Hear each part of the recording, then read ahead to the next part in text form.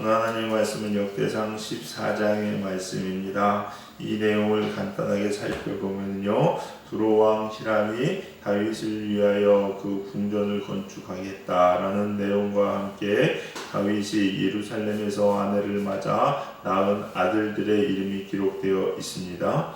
그리고 8절부터는 블레셋이 다윗을 치러 올라오지요. 한 번 치러 올라왔습니다. 첫 번째 치러 올라왔을 때 다윗이 하나님께 묻고 그 군대와 싸워 이깁니다. 그래서 그곳을 바알을 불하십니다. 뜻을 예측하면 바알을 흩으셨다, 주님께서 흩으셨다, 뭐 이런 의미의 이름이 될 것입니다. 그러고 나는데 두 번째 또 침범해 옵니다. 두 번째 블레셋이 쳐들어왔을 때 다윗이 하나님께 물었더니 하나님이 이렇게 말씀하십니다. 그냥 마주 첫 번째는 그냥 바로 가서 싸우는 얘기였거든요. 앞에서 싸우는 얘기인데 두 번째는 마주 올라가지 말고 뒤로 숨어있다가 기습을 하라라고 이야기하는 거예요.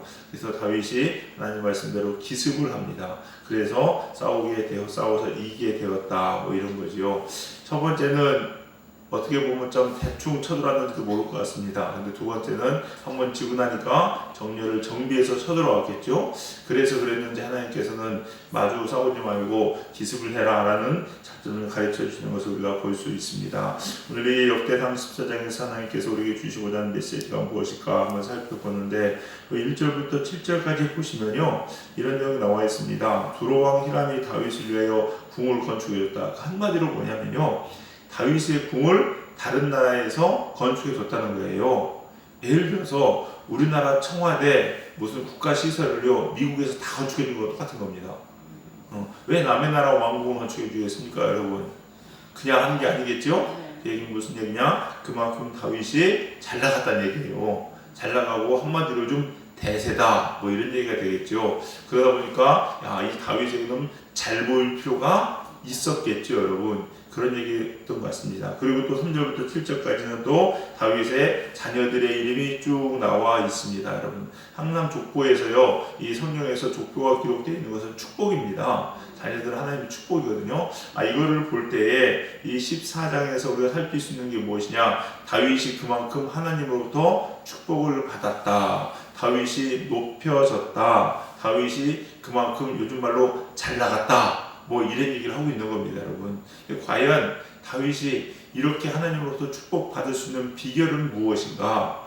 왜 하나님은 다윗을 이렇게 축복해 주셨는가? 라는 것을 우리가 살펴보면서 우리 성도님들, 우리도 하나님께서 나를 축복하는 삶, 우리를 정말로 하나님께 높이시는 삶, 어떤 삶을 살 때에 다윗과 같이 어떻게 행할 때에 우리에게 축복이 임하는지 오늘 본문의 말씀을 통해서 살펴보고자 합니다. 첫 번째, 여러분, 다윗이 흥했던 이유, 즉 우리가 하나님으로부터 큰 축복을 받게 되는 이유는 뭐냐? 여러분의 소명이 뭔지 아셔야 됩니다.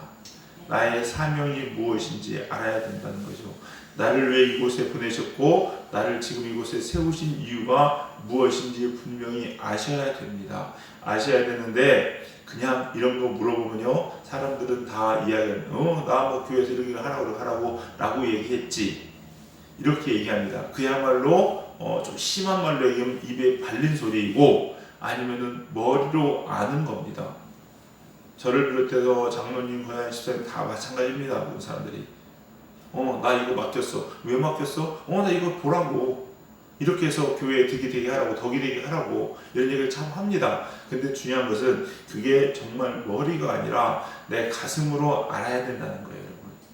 뼈저리게 알아야 된다는 것이고요. 이렇게 아는 사람은 어떻습니까? 정말로 그것을 최선을 다하고 온 힘을 다합니다. 그래서 비전이 중요한 겁니다, 여러분. 오늘 2절 한번 보실까요? 2절 같이 한번 읽어보겠습니다. 2절입니다.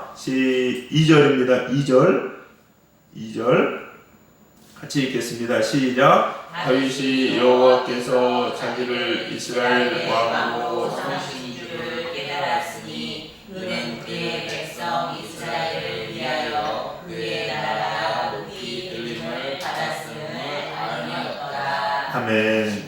뭐라고 합니까? 다윗이 여호와께서 자기를 이스라엘 왕으로 삼으신 줄을 깨달았다라고 이야기합니다. 근데 이 깨달았다는 단어는 히브리 말로 야다라는 표현을 씁니다. 즉 야다라는 말은 뭔지 여러분 제가 몇 번 설명드렸던 것 같은데, 이거는요, 직접적인 표현으로는 남녀 부부 관계를 이야기합니다. 즉, 여러분 부부는요, 잘 알지요? 저 사람 표정만 봐도 기분이 좋은지 안 좋은지 아는 거예요, 여러분. 이게 부부입니다. 저 사람이 정말로 이럴 땐 저 사람 100% 저래. 그냥 굳이 얘기해도 알죠, 여러분. 이겁니다. 깨달았다고 이야기하는 것은요, 그만큼 친밀하고 깊은 관계를 통해서 아는 겁니다. 하나님과의 깊은 관계를 통해서 나를 왜 남선교회 회장으로, 여선교회 회장으로, 재정부장으로, 성가대장으로, 목사로, 장로, 권사, 집사로 세웠는지 아는 겁니다. 남성교회 일을 하고 남성교회 회장 세웠지 라는 차원이 아니라는 거죠, 여러분. 그게 아니라는 겁니다. 여성교회 회장하라고 여성교회 회장 세웠지 이게 아니라는 거예요. 재정부는 돈 잘 만지고 딱딱 해가지고 교회 운영하면 되지 라는 차원이 아니라는 겁니다, 여러분. 성가대장도 마찬가지입니다.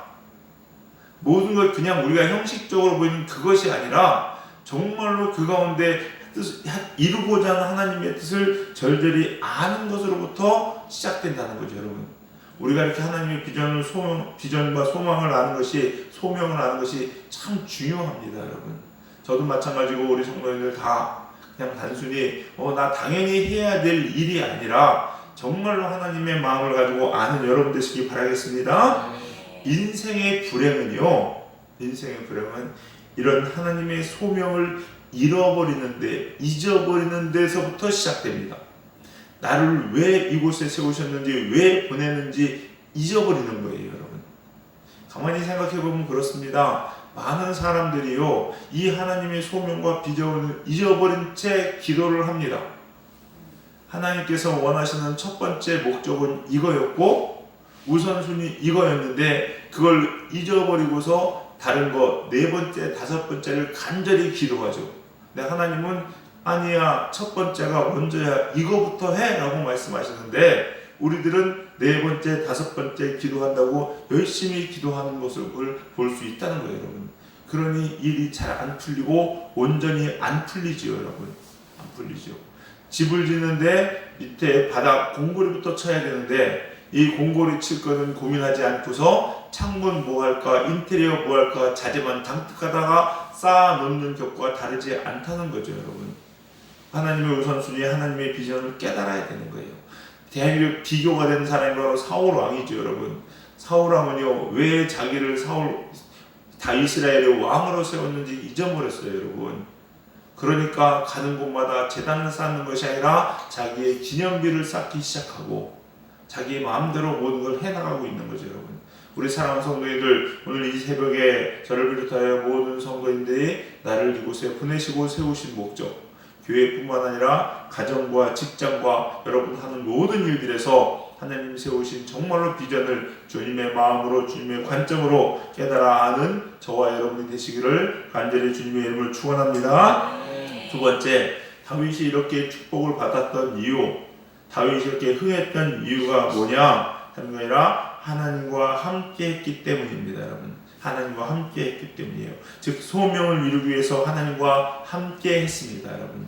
우리가 잘 아시는 대로 10절 14절 보니까 전쟁이라 할 때마다 함께 묻지요? 예, 맞습니다. 그것도 중요합니다. 근데 오늘 본 말씀보다 이렇게 보다 보니까 더 중요한 게 있습니다, 여러분.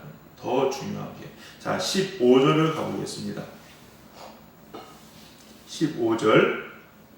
15절 같이 한번 읽어보겠습니다. 15절입니다. 15절 같이 읽어보겠습니다. 시작. 콩나무 꼭대기에서 걷는 소리가 들리거든 곧 나가서 싸우라. 너보다 하나님이 앞서 나아가서 블레셋 사람들의 군대를 치리라 하신지라. 아멘. 두 번째 전투에서는 하나님께서는 기습적인 작전을 가르쳐 주십니다. 여러분, 하나님이요, 이렇게 하실 수도 있고 저렇게 하실 수도 있지요. 예. 첫 번째 맞서서 싸워서 이겼으니까 두 번째도 싸워서 이기나요?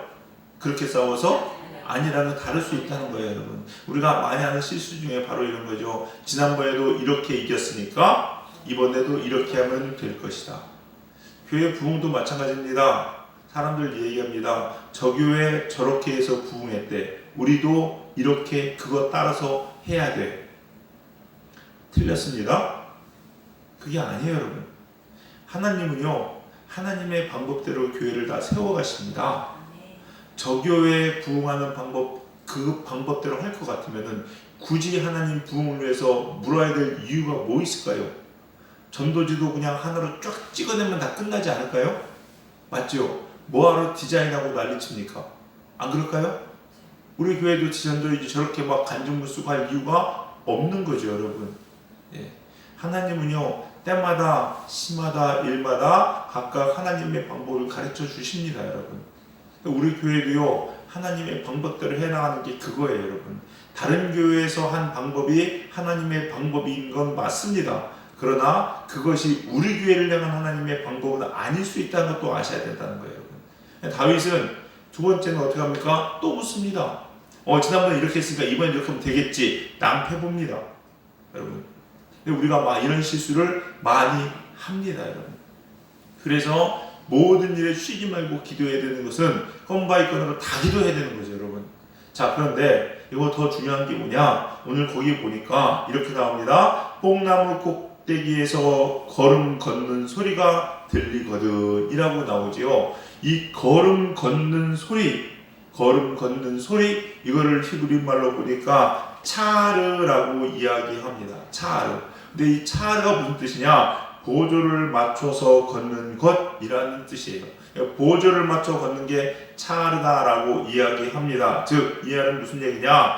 하나님의 군대가 앞으로 나아갈 때에 그것과 보조를 맞춰서 너도 전쟁에 나가 싸우라는 이야기를 하고 있는 거예요. 여기 보시니까 걸음 걷는 소리가 들리거든 곧 나가서 싸우라. 그리고 너보다 하나님이 앞서 나아가서 블레셋 사람들이 군대를 치리라 라고 말씀하시는 거예요.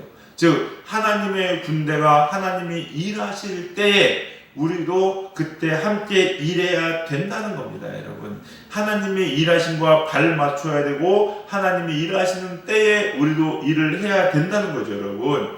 하나님이 기다려라고 이야기하는데 앞으로 달려나가면 죽습니다. 하나님은 앞에 나가서 일하시는데 자기는 가만히 있으면요, 그 전쟁의 승리는 나랑 무관한 것이 되겠지요. 안 그렇겠습니까? 즉, 우리는요, 모든 것 때마다 하나님과 발맞추어 가야 되는 것이고 하나님과 보조를 맞추어 가야 되는 거예요, 여러분. 하나님이 소리를 지르라면 지르는 것이고 하나님이 침묵하라면 침묵하는 것이고, 이게 바로 우리의 모습이 되어야 된다는 거죠. 이게 바로 승리하는 비결입니다, 여러분. 근데 문제는 뭐냐? 이렇게 하기 위해서 반드시 필요한 게 바로 기도라는 겁니다, 여러분. 기도를 하지 못하기 때문에 하나님이 왜 지금 이거 하라고 하는지 모르는 것이고, 기도하지 못하기 때문에 하나님께서 왜 지금 침묵하라고 하는 것인지 알지 못하고, 기도하지 못하기 때문에 지금 내가 무엇을 해야 되는지, 하나님이 지금 일하고 계신지 아니면은 침묵하고 기다리라고 하고 있는 건지 우리는 모르는 것이고, 기도하지 않기 때문에 내가 해야 될 일이 이것이 우선순위인지 저것이 우선순위인지 알지 못하는 것이고, 그래서 우리 안에 승리가 없는 것이고요, 우리 삶이 무너지기 시작하는 것이라는 겁니다, 여러분.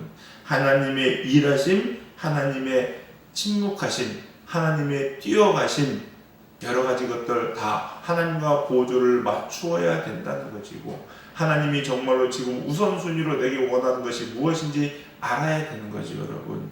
걸음 걷는 소리, 차아르, 하나님의 일하심, 그 일하심에 나도 보조를 맞추어 갈 때에, 그렇게 함께 일할 때에 우리 안에 승리가 있게 되는 겁니다. 그리고 하나님은요, 그런 사람을 높이십니다. 17절에 보니까 다윗의 명성이 온 세상에 퍼졌고 여호와께서 모든 이방 민족으로 그를 두려워하게 하셨더라. 이게 높임받고 존경받는 비결인 거죠, 여러분. 비결이죠. 하나님은요, 하나님과 함께 보조를 맞추어 가는 사람들, 그래서 하나님의 비전, 하나님의 소명을 이루려고 그것에 모든 우선순위를 두고 달려가는 사람들을 하나님께서 이렇게 높이신다는 겁니다. 우리 사랑하는 성도님들, 저를 비롯한 우리 모든 성도님들이 다 이렇게 우리 교회를 비롯하여 하나님께서 우리에게 주신 비전과 소명이 무엇인지 다시 한번 점검하셔야 되겠고요. 이것이 단순히 그냥 머리가 아니라 우리 입술의 고백이 아니라 우리 마음, 우리 가슴, 우리 영혼의 고백이 될 수 있기를 다 하나님을 경험해서 하는 고백이 되기를 간절히 소망합니다.